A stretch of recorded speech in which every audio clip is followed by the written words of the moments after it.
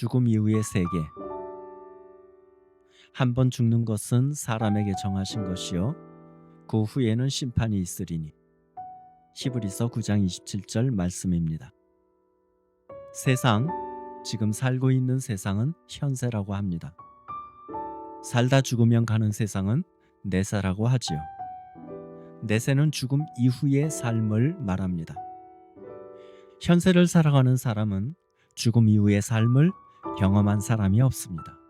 우리 사람은 현세에서 경험의 삶을 삽니다. 사람의 경험이 쌓이면 역사가 됩니다. 사람들의 경험이 쌓이면 세계사가 됩니다. 우리가 아는 한 역사는 거대한 물줄기를 타고 시대를 흘러갑니다. 한 사람 개인으로 봐서는 개인의 역사 또는 일생이라고 부릅니다. 이스라엘을 애굽의 노예 생활에서 구출한 모세라는 지도자가 있었습니다. 모세는 사람이 평균 70년을 살고 강건하면 80년을 산다고 말했습니다. 이 7, 80년이 죽고 살고를 계속 반복하면서 역사를 만들어냅니다. 모든 인간은 이 기간 동안의 경험의 삶을 삽니다. 그래서 사람은 경험해 보지 못한 것은 믿지 않으려고 합니다. 죽고 나서의 경험은 살아서는 경험해 보지 못하기 때문에 이해하지도 못합니다. 이런 이유로 사람은 죽으면 어떻게 되는지 잘 모릅니다. 막연하게 착한 일 하면 좋은 데 갈 거야 라고 생각을 합니다. 성경은 사람의 역사만 이야기하지 않습니다. 성경은 하나님의 역사를 언급하는 책입니다. 영어에서 역사라는 단어는 히스토리입니다.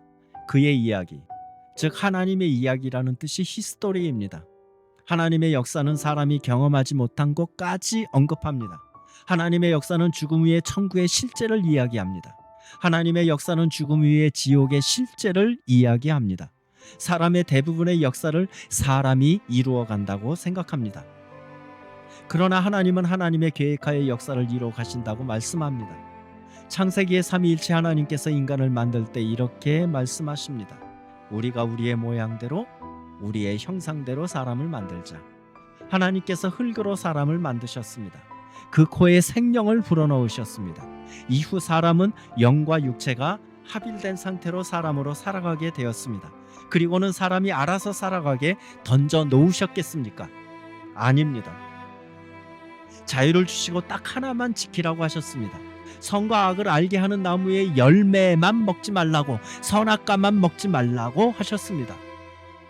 이것이 역사의 처음 법치주의이자 자유민주주의입니다. 사람은 이 자유를 누리지 못하고 선악과를 따먹어서 그 하나밖에 없는 법도 지키지 못했습니다. 그래서 영과 육이 분리되는 죽음의 고통을 주셨습니다. 이것이 죄라는 놈입니다. 하나님으로부터 분리된 것, 이것이 죄의 뜻입니다. 사단은 하나님의 모양대로 지은 사람이 하나님과 분리되도록 만들었습니다. 하지만 하나님께서는 죽음 이후에 영원한 세계인 천국을 준비해 놓으셨습니다. 왜 그랬습니까? 하나님은 하나님의 모습을 닮은 사람을 너무나도 사랑하셨기 때문입니다. 그 아들 예수 그리스도를 통해서 보여주셨습니다. 예수 그리스도께서 사람들의 죄를 짊어지고 십자가에 매달려 죽으셨습니다. 그리고 사흘 뒤에 다시 살아나셨습니다. 이 사건으로 영과 육이 하나님과 분리되며 영원한 죽음인 지옥으로 가는 길을 막으셨습니다. 누구든지 예수 그리스도를 믿으면 멸망치 않고 영생을 얻으리라 말씀하셨습니다. 사람의 경험은 아주 편협합니다. 하나님의 경험은 우주의 창조와 종말을 그분의 눈동자로 한눈에 보고 있습니다. 그리고 현미경처럼 세밀하고 정밀하게 사람의 세포 속에 하나님의 설계도를 심어 놓으셨습니다. 그 설계도가 DNA입니다. DNA는 생명체의 유전 정보를 저장하고 전달하는 분자입니다. 모든 세포의 핵 속에 존재합니다.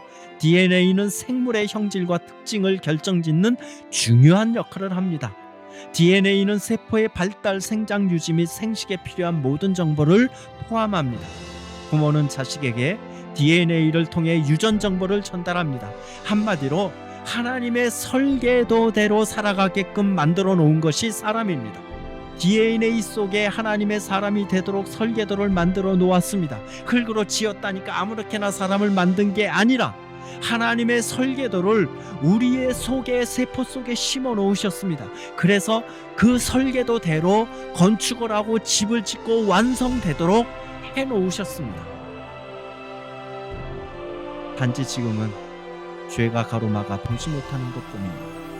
그 설계도대로 하나님이 설계하신 사람이 이 세상을 살아가면서 경험하면서 완전하게 성화돼서 저 천국에서 완전한 집을 건축하도록 하셨습니다.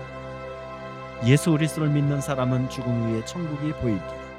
천국이 어떻게 설계도대로 지어져 가는 것을 보고 있는 자들이 그리스도인들입니다. 지금 여기 현재를 살아가는 사람은 기쁨과 분노와 슬픔과 즐거움 등이 뒤엉켜서 고통을 감내하면서 살아갑니다. 하지만 우리는 현세만 사는 것이 아니라 내세라는 영원한 집을 소망하며 그 완성되어가는 집을 바라보며 현세의 삶을 감내하고 살아내고 이겨내는 믿음의 사람들인 것입니다.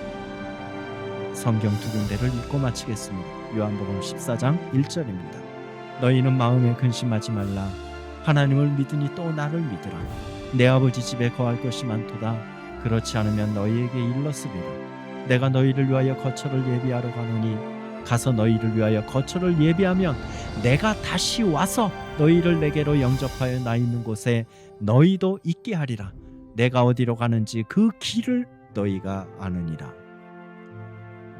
요한계시록 21장 4절입니다. 모든 눈물을 그 눈에서 씻기심에 다시는 사망이 없고 애통하는 것이나 곡하는 것이나 아픈 것이 다시 있지 아니하리니 처음 것들이 다 지나갔음이라.